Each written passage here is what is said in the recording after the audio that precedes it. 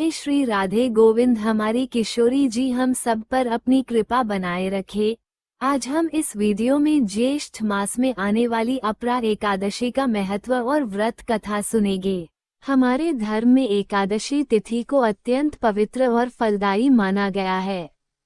इस दिन भगवान विष्णु और माता लक्ष्मी की विशेष पूजा अर्चना की जाती है। पंचांग के अनुसार ज्येष्ठ माह के कृष्ण पक्ष की एकादशी को अपरा एकादशी कहा जाता है।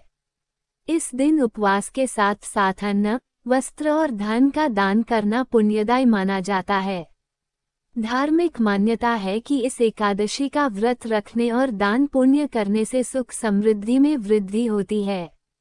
अपरा एकादशी को अचला, अजला, भद्रकाली एकादशी के नाम से भी जाना जाता है। अपरा एकादशी न सिर्फ धार्मिक दृष्टि से महत्वपूर्ण होती है, बल्कि यह भगवान विष्णु की कृपा पाने सर्वश्रेष्ठ अवसर भी है। धार्मिक मान्यता के अनुसार अपरा एकादशी का व्रत करने और दान पुण्य करने से जीवन में शुभ फल की प्राप्ति होती है। लेकिन क्या आप जानते हैं कि अपरा एकादशी का व्रत रखने से क्या फल मिलता है? अगर नहीं, तो आइए जानते हैं अपरा एकादशी व्रत के लाभ। अपरा एकादशी का व्रत करने से व्यक्ति को पापों से मुक्ति मिल सकती है। इसके अलावा अपरा एकादशी का व्रत प्रेत योनि, ब्रह्म हत्या और अन्य बड़े पापों से मुक्ति दिलाने वाला माना गया है। साथ ही अपरा एकादशी व्रत जीवात्मा की शुद्धि और मोक्ष प्राप्ति में मदद करता है। ऐसा माना जाता है कि अपरा एकादशी व्रत जीवन के हर संकट से मुक्ति दिलाता है, जिससे व्यक्ति को पुण्य की प्राप्ति होती है। ऐसा माना जाता है कि अपरा एकादशी का व्रत करने से जाने अनजाने में किए गए सभी पापों से मुक्ति भी मिल जाती है। अपरा एकादशी का व्रत करने से व्यक्ति के जीवन में आने वाले सभी बाधाएं समाप्त होती हैं और जीवन में शांति आती है। अपरा एकादशी का व्रत पूरे विधि विधान से करने से जीवन में आनंद, धन, स्वास्थ्य और समृद्धि की प्राप्ति होती है। हर साल 24 एकादशियां आती हैं और इनमें से हर एक का विशेष धार्मिक और आध्यात्मिक महत्व होता है। इन व्रतों में से अपरा एकादशी, जो ज्येष्ठ माह के कृष्ण पक्ष की एकादशी तिथि को आती है, विशेष रूप से पवित्र मानी जाती है। इसे अचला एकादशी भी कहा जाता है और इसे विशेष रूप से भगवान विष्णु की उपासना के लिए माना जाता है। अपरा एकादशी व्रत से विभिन्न प्रकार के पापों से मुक्ति मिलती है। यह व्रत हत्या, हिंसा, चोरी, छल कपट, कुपात्र को दान देने, गुरुजनों और ब्राह्मणों का अपमान, झूठ बोलने, गलत आचरण, भ्रष्टाचार, मानसिक और शारीरिक दोषों और पूर्व जन्मों के पापों से मुक्ति दिलाता है। व्रत करने से आत्मा शुद्ध होती है, मानसिक पीड़ा कम होती है और व्यक्ति को पुण्य की प्राप्ति होती है।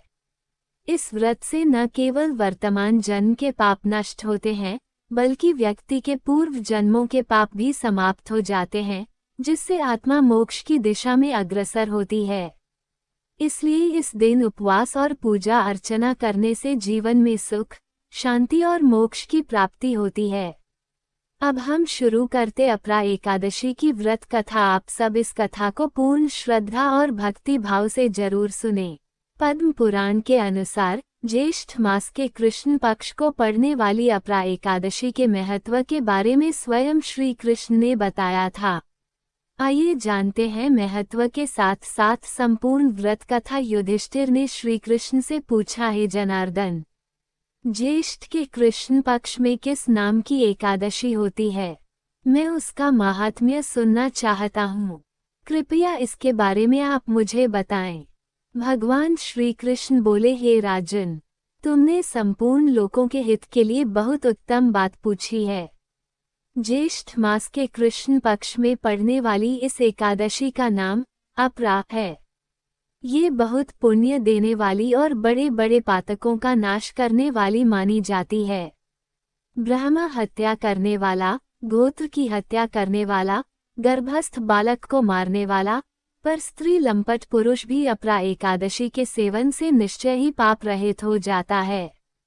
जो झूठी गवाही देता, माप तोल में धोखा देता, बिना जाने ही नक्षत्रों की गणना करता और कूटनीति से आयुर्वेद का ज्ञाता बनकर वैद्य का काम करता है, ये सब नरक में निवास करने वाले प्राणी हैं।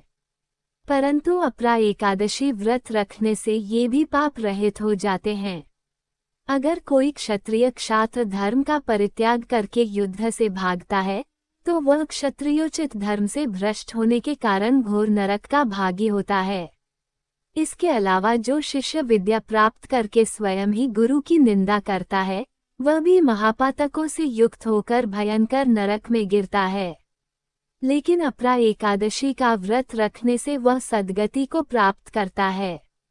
माघ में जब सूर्य मकर राशि पर स्थित हो और उस समय प्रयाग में स्नान करने वाले मनुष्यों को जो पुण्य होता है, काशी में शिवरात्रि का व्रत करने से जो पुण्य प्राप्त होता है, गया में पिंडदान करके पितरों को तृप्ति प्रदान करने से पुण्य मिलता है, बृहस्पति के सिंह राशि पर स्थित होने पर गोदावरी में स्नान करने वाला व्यक्ति को जो फल मिलता है, बद्रिकाश्रम की यात्रा के समय भगवान केदार के दर्शन से तथा बद्री तीर्थ के सेवन से जो पुण्य फल उपलब्ध होता है। इसके साथ ही सूर्य ग्रहण के समय कुरुक्षेत्र में दक्षिणा सहित यज्ञ करके हाथी, घोड़ा और सुवर्ण दान करने से जो फल मिलता है। इतना ही सब मात्र अपरा एकादशी का व्रत रखने और विधि विधान से पूजा करने से फल मिल जाता है। इस दिन व्रत रखने के साथ भगवान वामन की पूजा करने से मनुष्य सब पापों से मुक्ति मिल जाती है। इसके साथ ही श्री विष्णु लोक की प्राप्ति के साथ इस व्रत कथा का पाठ करने या फिर सुनने से सहस्र गोदान का फल मिलता है।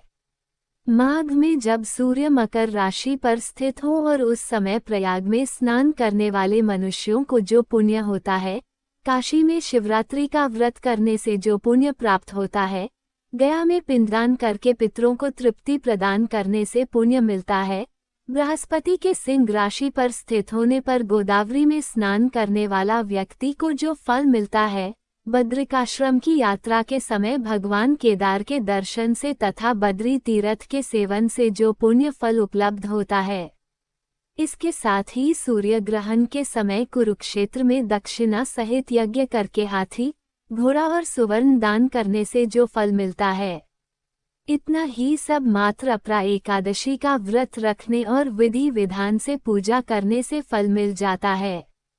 इस दिन व्रत रखने के साथ भगवान वामन की पूजा करने से मनुष्य सब पापों से मुक्ति मिल जाती है।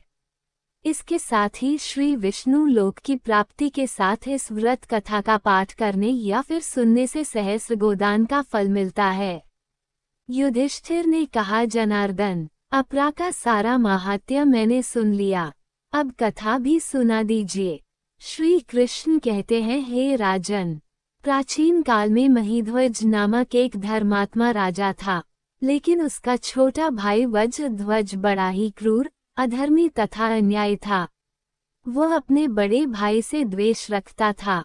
इस द्वेष भाव में एक दिन रात्रि के समय छोटे भाई ने अपने बड़े भाई की हत्या कर दिया और उसकी देह को एक जंगली पीपल के नीचे गाड़ दिया। इस अकाल मृत्यु से राजा प्रेतात्मा के रूप में उसी पीपल पर रहने लगा और अनेक उत्पात करने लगा। एक दिन अचानक धौम्य नामक ऋषि उधर से गुजरे।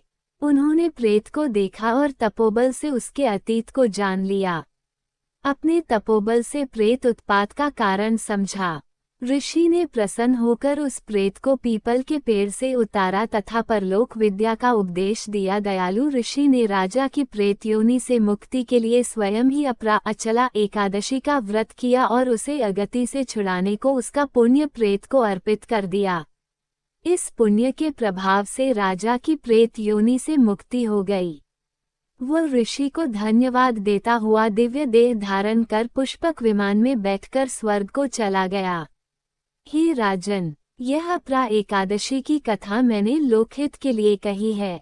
इसे पढ़ने अथवा सुनने से मनुष्य सब पापों से छूट जाता है। आप सबको अपरा एकादशी की ढेरों शुभकामनाएं। जय हो श्री विष्णु भगवान की जय, एकादशी माता की। तो आज का वीडियो यही तक, फिर मिलेंगे अगली वीडियो में। तब तक के लिए आप सभी को प्रेम भरी राधे राधे।